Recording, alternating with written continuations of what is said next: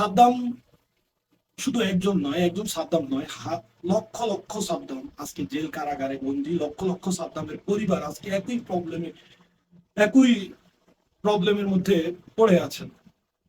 তো কারোটা প্রকাশ হচ্ছে, কারোটা প্রকাশ হচ্ছে না। কেউ সবাই জানছেন, কারোটা কেউই জানছেন না। আমরা প্রতিদিন দেখতে পাই যে নদী নালা খাল বিল পুকুর ডোবা সব জায়গায় লাশ ভেসে বেড়ায়, লাশের মহা উৎসব চলতেছে। এই যে লাশগুলো পাওয়া যাচ্ছে, যে লাশগুলো ভাসছে, তারাও তো কারো না কারো সন্তান, কারো না কারো পিতা। তারাও তো মানুষ। নাকি তারা মানুষ না, তাদেরকে মারা যায়? তারা আওয়ামী লীগ করে, ছাত্রলীগ করে, যুবলীগ করে, তাদেরকে মারা যায়। আজকে ইউনূসের কারাগার থেকে জঙ্গি মুক্তি পায়, ইউনূসের কারাগার থেকে রেপিস্ট মুক্তি পায়, ইউনূসের কারাগার থেকে মার্ডারার মুক্তি পায়, ইউনূসের কারাগার থেকে ফাঁসির দণ্ডপ্রাপ্ত আসামি মুক্তি পায়, ইউনূসের কারাগার থেকে যাবজ্জীবন কারাদণ্ডের আসামিরা মুক্তি পায়। কিন্তু ইউনূসের কারাগার থেকে নিরপরাধ সাদ্দামের মতো লক্ষ লক্ষ সাদ্দামরা মুক্তি পায় না। দিনের পর দিন সাদ্দামের মতো লক্ষ লক্ষ সাদ্দামদেরকে এই জেল হাজতের নির্যাতন সহ্য করতে হচ্ছে। যদিও তারা বিটে বাড়তি যা কিছু সম্বল সবকিছু দিয়ে একটি মামলা থেকে জামিন পায়, ঠিক তৎক্ষণাৎ এই জেল হাজতের সামনে অন্য মামলা দিয়ে তাদেরকে ফাঁসিয়ে দেওয়া হয়। বর্তমানে বাংলাদেশে চলছে এমন।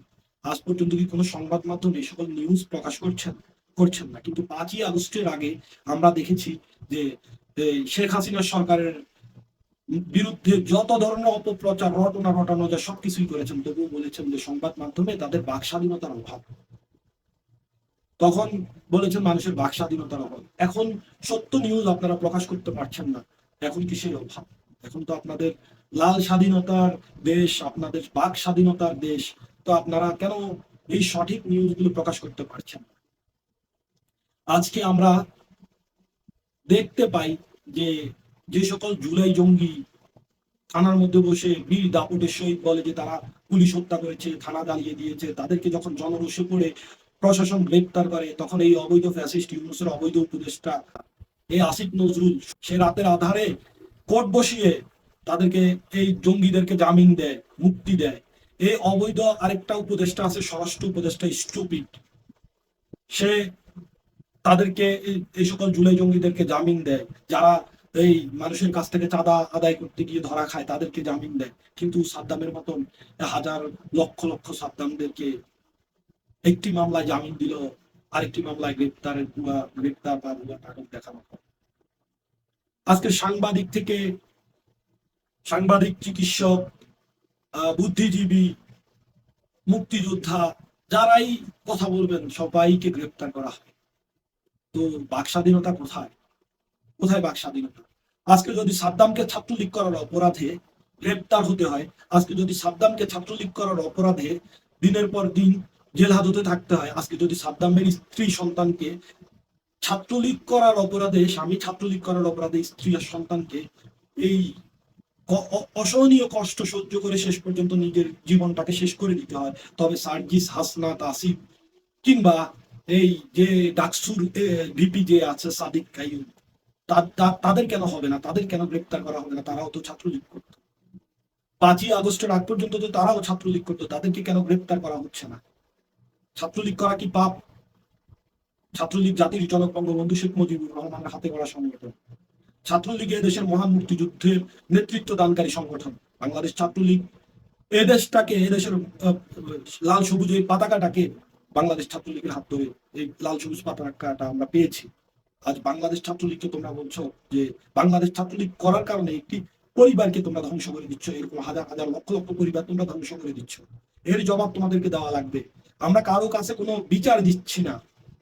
আজকে আমরা কারো কাছে কোনো বিচার দিচ্ছি না, আমরা কারো কোনো সিম্পিতি আমাদের প্রয়োজন নেই। আমরা দেখেছি 5ই আগস্টে আসমান জমিন কাঁপিয়ে ফেলা, ওই সকল আসমান জমিন কাঁপিয়ে ফেলা লোকগুলোকে আজকে আমরা দেখতে পাচ্ছি না।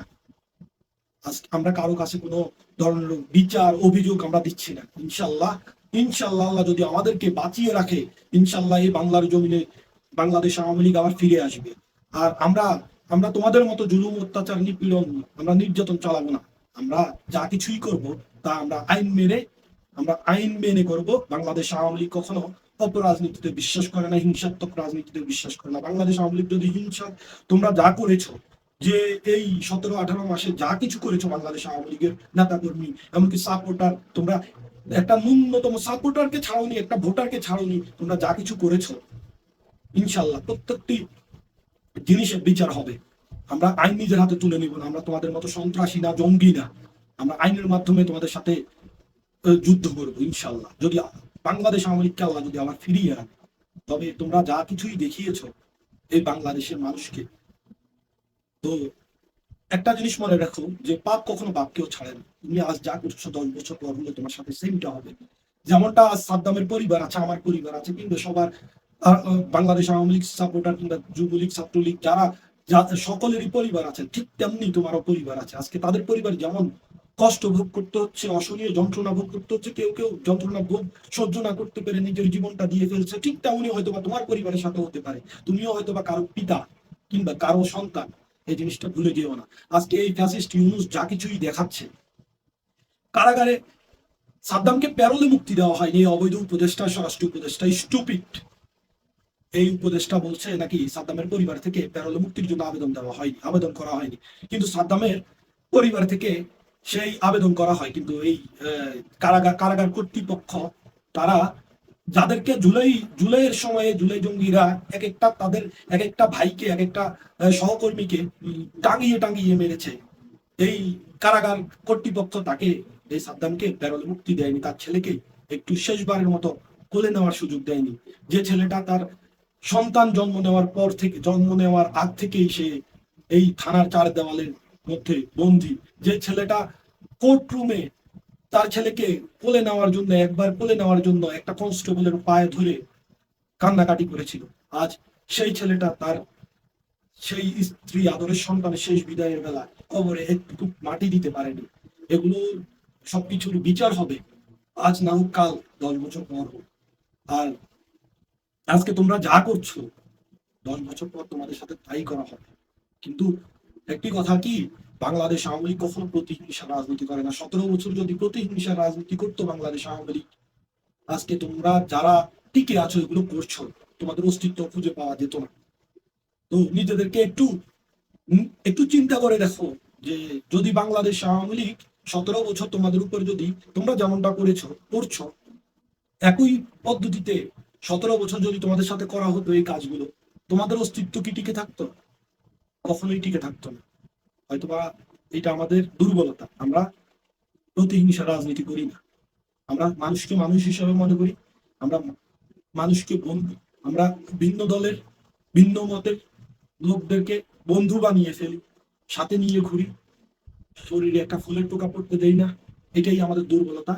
তো যাই হোক, অনেক কথাই বলে ফেললাম। শেষ কথা একটি, যে অবৈধ ফ্যাসিস্ট ইউনূস যা কিছুই করছে, তার পায়ের তলায় মাটি নেই, তার বাবার সাধ্য নাই।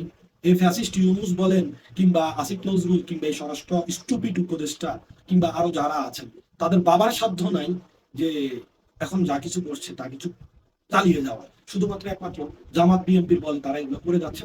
তো আমি জামাত বিএনপি কে বলবো যে এই দিন না, আরো দিন আছে, সেদিন নিয়ে যাবে এই দিনের কাছে। তো অপেক্ষায় থাকুন, ভালো থাকবেন। অনেক কথাই বলে ফেললাম, ভালো থাকবেন, সুস্থ থাকবেন।